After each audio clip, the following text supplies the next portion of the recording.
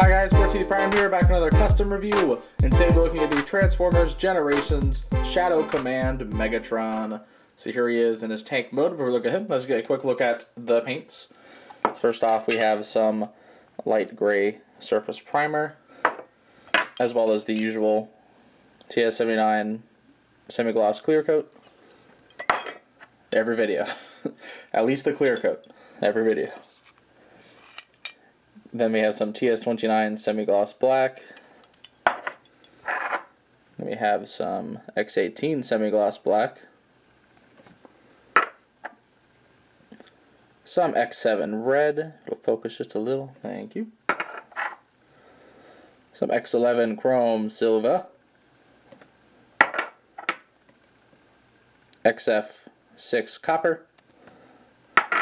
And then finally this color I made where the base of it is bronze, and I added a little bit of XF59 desert yellow to quote-unquote brighten it. The color is going to be very dull, but I promise it was much duller with just the bronze. Because I actually remembered the colors I used to make a mix paint. Everyone should be proud. But anyways, here he is in his tank mode, and this is going to be a custom that is based on the Revenge of the Fallen leader class Shadow Command Megatron based on the Nest subline, because this is starting a new custom subline. If we remember, I believe last year or the year before, I did the Allspark Power related customs, where it was based on the 2007 Allspark Power subline. We're doing it again in Revenge of the Fallen, but with Nests. So I have a good couple of customs planned for it that we'll be seeing drop in the next couple months throughout the year. And I figured we'd start with a banger. So here is Megatron from the Tarn mold, more specifically the Cyberverse Tarn mold. And it does look quite lovely. I did some... So on the actual design, the arms have a lot more silver on them. I think like the big shoulder is silver, but then the other one is like the bronze. And I couldn't do it from how this worked, so I just decided to dry brush the tank treads themselves. And plus the tank treads on that one are actually silver, but I ended up deciding the dry brushing would just look a lot cooler. A bit more movie-esque, so all the sides are still black.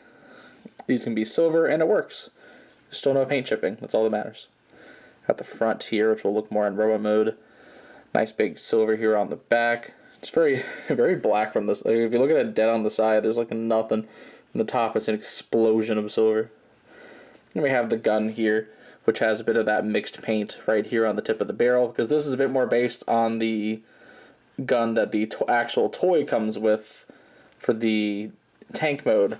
But for this custom, I actually made a special piece using the other gun that this toy comes with, the sword that this toy comes with, and then a very cut down Titan's Return wolf wire blade, which it isn't perfect. These are just glued on. You can see through it a little bit there, but it captures the shape very well. I did some nice dry brushing on the ends here, kind of match with the treads, some copper here on the end, and then a little bit of that bronze color here to kind of pick out something. So this is just a round barrel. There's not a whole lot to pick out. Hindsight, I probably could have added some red, but I think it's okay how it is. But this is meant to be the claw gun that Revenge of the Fallen Megatron is so famous for. Done up as sort of like a regular fusion cannon, which if you want, this is made to where we can just plug this in as the tank cannon. This is an option. It's a really dumb looking option, but I thought I would make it an option just for the hilarity of it. Personally, what I think is best is side mounting this thing. I think that just looks better. Looks more fun. I like it. But yeah. It's still, you know, the Cyberverse Tarn tank, so there's not a whole lot to discuss. It's just kind of it's a plank that you put a gun on, and then you're convinced it's a tank. But anyways, that is it for the vehicle mode. So let's go ahead and get him into his robots mode. And here in robot mode, this thing is very, very imposing. I really like how all the colors came out on this one. But let's go ahead and get a look at the head, because as you can see, it is not Tarn's head. Which, we need to bring the camera up just a smidge more. This is actually the Prime Universe Breakdown head, because it has a very similar shape to the Revenge of the Fallen one's head, in terms of like the kind of the helmet starting bigger at the back and becoming skinnier with the chin towards the front. Even the crown is very similar to that one. So I figured this head really works as a Generations-esque Revenge of the Fallen Megatron head. In terms of just what I can do with a head swap, while it fits in the cavity for transformation perfectly fine, it does not actually fit on the ball of the head without some significant sanding, because the actual ball joint on this mold is bigger than the socket on this head. So if you would like to actually do this, you're going to have to sand down that ball to get this to work. But it does. It gets a little stuck here and there, like when I'm moving it around, but it's on. It is very much attached to this head, attached to this body. Coming down here, we have the chest, which I try to pack with a good bit of detail here. We have some silver in the little spikes here, some silver up there, some of that kind of bronzy color with some red. I try to emphasize a lot more red accents on this than the original design had. Then coming down here, the size of that original toy had a lot of the bronze, so I did that. Which I know this is a much darker color than on that original toy, but I still think it works. Like when I was looking up images, every single image I saw, that thing was a completely different shade. So I eventually just went with this, which I think is still fine. Like I think it works with this darker color scheme. But anyways, the more silver here coming down, and then I had the black completely come down because on that original toy it does, which I think looks quite nice. This actually, while this black is the spray paint on this piece, and then the waist, that is the hand-painted black. It's the only bit of the hand-painted black on this toy outside of just some small color correction here and there. Then coming down here to the legs, I did dry brush the silver on here, but I dry brushed it to be like a solid color, whereas this is dry brushed to be messy. But it is all here, and then on the tops of the feet, we have some little red accents here, and then these get a little bit of red in there, which I like just because the original toys has those like missile pods on the sides of his legs, and those have red missiles, so it's like I can translate that, which is cool. He has some little bronze toes, a little bit of that bronze in there. Oh, and then the arms here has like that bronze partially painted on. The back of it's still mostly the black. Like I didn't wrap it all the way around. I thought it'd be fine having a bit of the break up there, which if it'll focus just a little. There we go. And he didn't have all this red in the design, but I couldn't really do much about it. And I figure it's nice. Like it blends in with the color scheme pretty well with just these couple of red parts.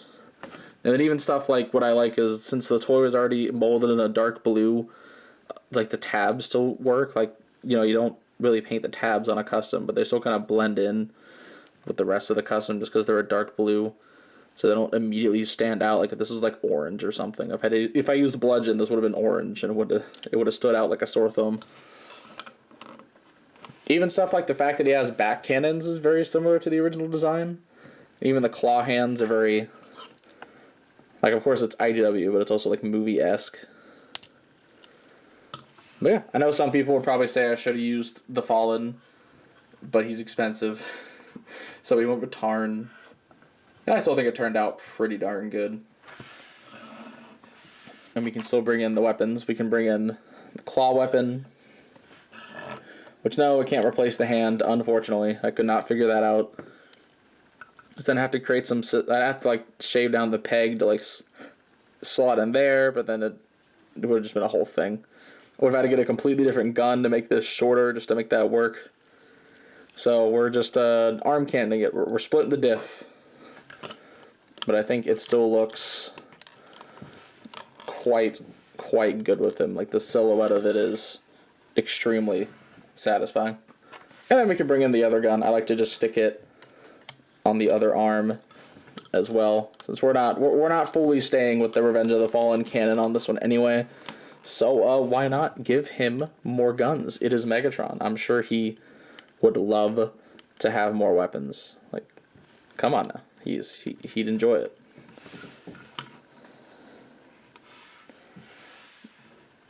But yeah, overall, this is, like I stated at the beginning of the video, this will be a start of a new custom subline for me, just based on the Revenge of the Fallen Nest repaints and characters. So stay tuned if you want to see a few more Generation style movie stuff like that. which I'm currently working on the next one, so kind of soon. Shoot, by the time this video comes out, it could already be on Twitter. Is that a incentive to go on Twitter and check my stuff? Or Facebook? Maybe. It's up to you to decide. One more little comparison before we end the video. Here he is with the Byway, however you want to pronounce it. Their Megatron. I do not have the original toy of this. I kind of want one now that I've done the custom. Like, God, you can just see how big that toy is not KO upscaled or nothing. That toy is just that big. Voyager class, am I right? How far we've fallen. But yeah, like I said, you can kind of see some of the similarities with them here and there. Plus the fact that it's still an alien tank that's spiky, so like it works. I think overall it's still a decent way to make it work. There's no way to perfectly G1ify the Bayverse designs, you know? You can't, at least in terms of like just some repaints. So we're working with what we got. We're doing our best. And I think that's what matters.